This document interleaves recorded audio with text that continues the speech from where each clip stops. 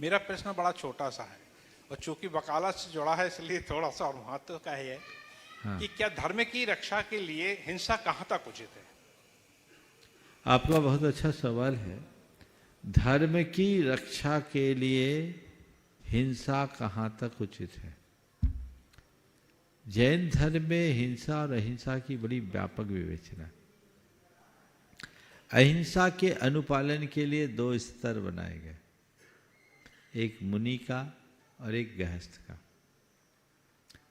मुनि के लिए यदि कोई प्राण लेने भी आ जाए तो वो प्रतिकार नहीं करेंगे, यद्यपि उनके पास इतनी शक्ति है कि सामने वाले को फूंक मारने से भस्म कर दे तो भी प्रतिकार प्रतिवाद नहीं करते, क्योंकि वे महाव्रती हैं।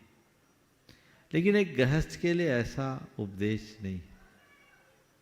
गृहस्थ पूर्णतः हिंसा से मुक्त नहीं हो पाता, पर उसे संकल्पी हिंसा का त्याग कराया जाता है। इरादतन अपने स्वार्थ, मनोरंजन, स्वाद लिप्सा या धर्म के नाम पर वो कोई हिंसा नहीं करेगा। लेकिन नहाने धोने, खाना बनाने पकाने, घर गृहस्थी के काम करने में जो हिंसा होती है उससे बच नहीं सकता। ये आरंभी हिंसा कहलाती है, इसमें यत्नाचार करता है। इसी तरह अपने जीविका के निर्वाह में खेती बाड़ी, नौकरी चाकरी, व्यापार उद्योग धंधे में जो यत् किंचित हिंसा होती है उसमें भी वो यथासंभव सावधानी रखता है। अपने व्यापार कारोबार में हिंसा भले हो जाए, लेकिन वो हिंसा का व्यापार कतई नहीं करता। ये यथासंभव सावधानी रखता है। अपने व्यापार कारोबार में हिंसा भले हो जाए, लेकिन वो हिंसा का व्यापार कतई नहीं करता। ये औद्योगिक हिंसा कहलाती है, इसमें यथासंभव सावधानी। चौथी हिंसा है विरोधी हिंसा, जो गृहस्थ के लिए क्षम्य है। विरोधी हिंसा अपने परिवार, कुटुंब, समाज, देश प्रदेश, संस्कृति और धर्म के अस्तित्व और अस्मिता की रक्षा के लिए यदि हिंसा करनी पड़े तो वो हिंसा नहीं, उसका धर्म है। उद्देश्य रक्षा का है। किसका है? रक्षा का। हिंसा के लिए हिंसा नहीं, अहिंसा के लिए हिंसा। एक का लक्ष्य मारना है, एक का लक्ष्य बचाना है। जैन धर्म में इसे विधेय माना गया है और इसे स्वीकार किया गया है। जैन दृष्टि को आप इससे समझ सकेंगे। जैन पद्म पुराण में ऐसा प्रसंग आता है कि रणांगन में कोई योद्धा युद्ध के लिए जाता है तो एक और विजय का सेहरा लेकर उसकी धर्म पत्नी उसकी ओर प्रतीक्षारत रहती है, तो दूसरी ओर स्वर्ग में सुरांगना।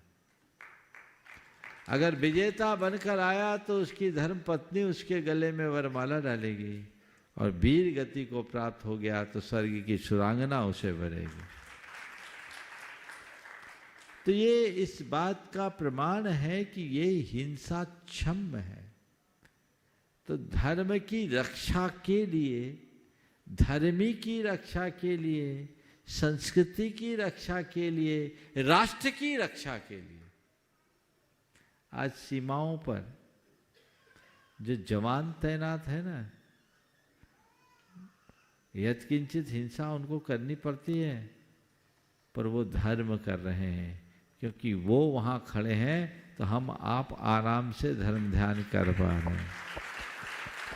यह उनकी एक तपस्या है, इसे गहराई से समझना चाहिए।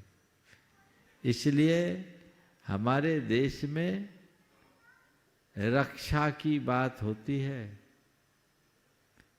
हमले की बात नहीं होती।